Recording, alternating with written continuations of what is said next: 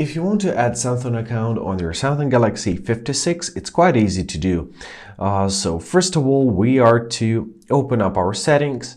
Now find your sign in into your Galaxy and tap on it. So here we have three options: sign in with Google, email or phone number, or sign in with QR code. So choose the corresponding option. It depends on which of those methods your account is registered, right? So I'll use email or phone number.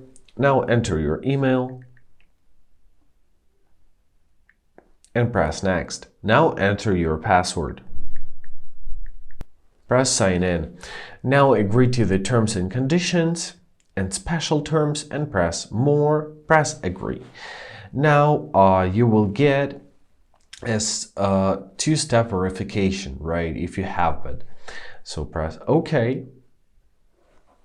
And my two-step verification is verify with my number. So as I have the SIM into our phone, so it was automatically logged in.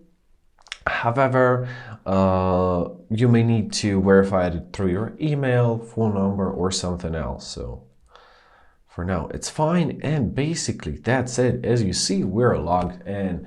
And I hope this video is helpful. Thank you so much for watching. Have a great day, and please consider subscribing to our channel.